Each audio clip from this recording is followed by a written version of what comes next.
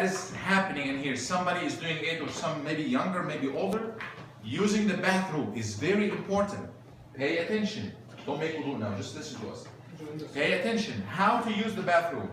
Some people pee while they are standing up. That's going to make najasa everywhere, right?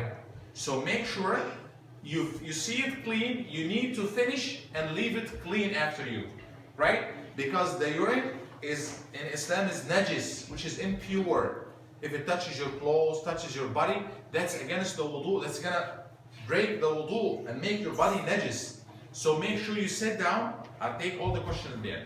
Make sure you sit down and leave it clean. Don't make a mess after you. This is very important. One of the important things is as you're coming to the bathroom, many of you for some reason, they just come with the socks or barefooted. But that's not right. Why? Because if you come with your feet like that and then walk into the musalla, you're going to take some of that water here or urine or anything that's not 100% clean in here. So you're going to take that to the musalla where we put our face, which is not right. We have special shoes, slippers, only for the bathroom. So please all the time use these. And again, the most important thing, leave the place just like you want to find it. Leave it clean as possible. In case any mess happen or anything, that's fine, but make sure you clean it up before you leave. Then when you finish and come here, make wudu, pay attention to these. It's not just water that you take it everywhere and go. No. This is ibadah. What is ibadah? Is a worship, which is like it has procedures. You have to do them. It shouldn't take long, but you have to do them the right way. First thing, set an intention in your mind, and then that I'm making wudu. I'm just not washing. No, I'm making wudu in order to pray, to read Quran. So that's going to be in your mind, and then you may say Bismillah. It's fine to say it here. You cannot say the name of Allah inside the bathroom itself, but this is the wudu area. So you say Bismillah. This is first thing. And then make sure you see me, please. I'm going to go and say Bismillah. One thing that I see people doing that. Opening it all the way. And then sometimes even they open and they keep talking. You know what? Yeah, what happened? That's waste of water. That's haram in Islam. Israf. Allah said, إِنَّ الْمُبَذِّرِينَ كَانُوا إِخْوَانَ الشَّيَاطِينَ. Those who use extravagance, they're just like brothers of shayateen. Which means like you don't want to do that. Many people, they don't have that water. They don't have pure water to drink. So the sunnah, guess what? The Prophet ﷺ, he used to make wudu with very, very small amount of water. Just handful of water. That's the total amount of water he needed to make wudu. Nobody's standing here, please. Can you come down here? Nobody's standing here. No, you need to come down here. He's barefoot. Yes. Ready. You need to get his shoes. This is very important. Please go get his shoes and come back. That's what I'm saying. Your shoes, your own shoes. Your own shoes. Go get it and come back. Yes. Because if you pick up stuff from here and then go to the musalla, it's going to make it dirty. So pay attention.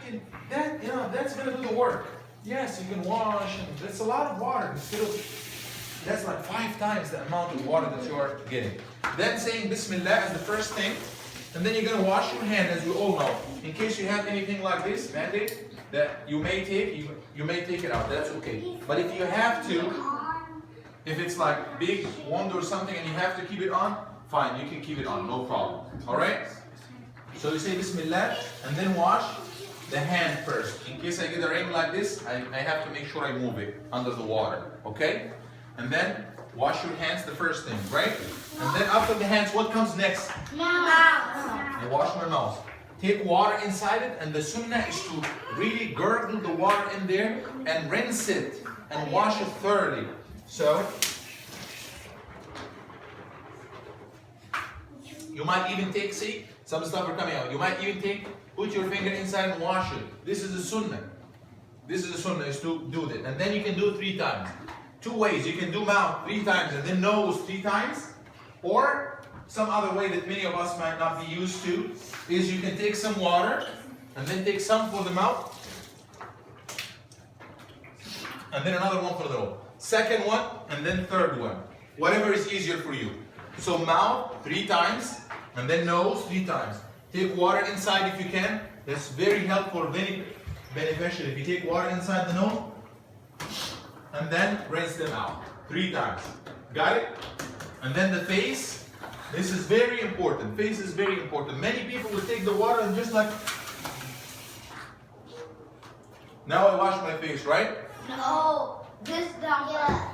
Yes, so you have to go face all the way from where your hair is, all the way from here and to the neck, to the middle of the neck in here. That's horizontal or vertical. And then horizontally from ear to ear. So all of this area from here to here, here to here, all of this literally needs to be washed. So if you just take water and wash this front part, ignoring this and that, and under here, you didn't get it. This is how you do your face. And you do it 3 times. So you take some water, all of the face, side, and then under it. Second time, What about if you have a left? you have to make water get inside. Yeah. And then third time. When you have the hair, this is how you make it. Or you get the fingers inside. 3 times. Got it? Yes. Yeah. Make sure it's from here all the way down here.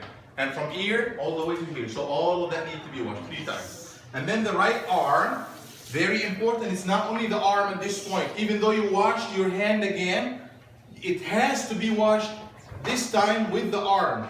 So you wash it again, the hand from the tip of the finger, and then all through.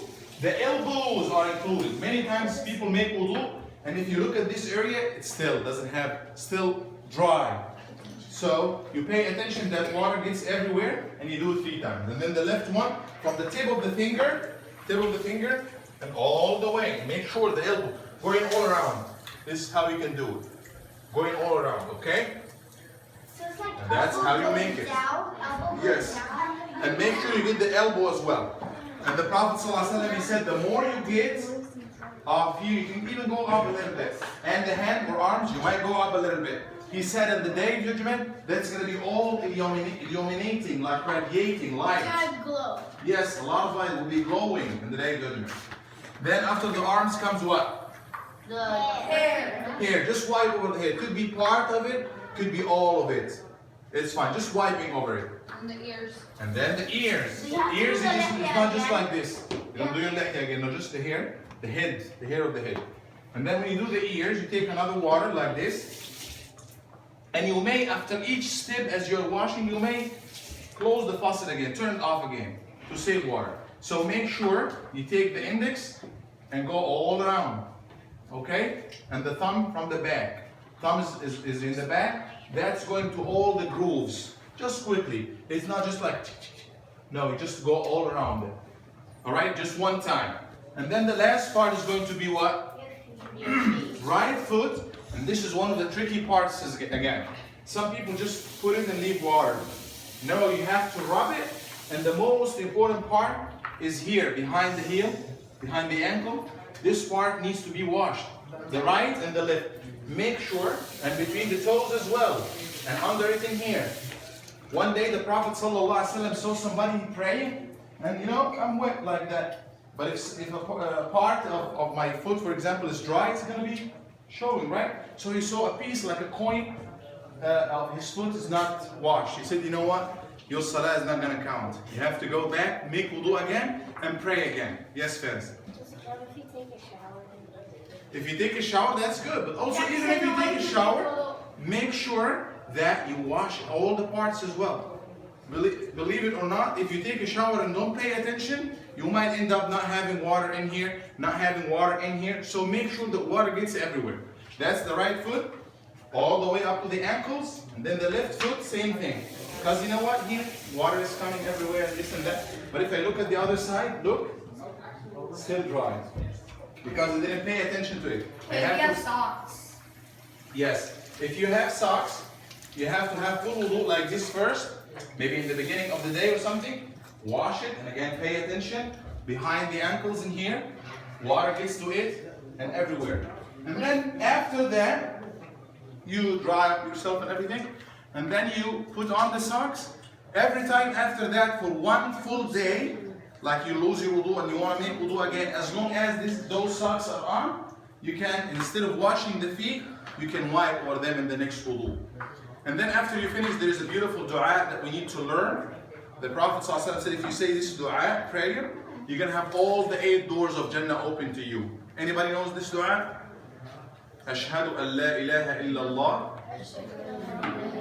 وحده لا شريك له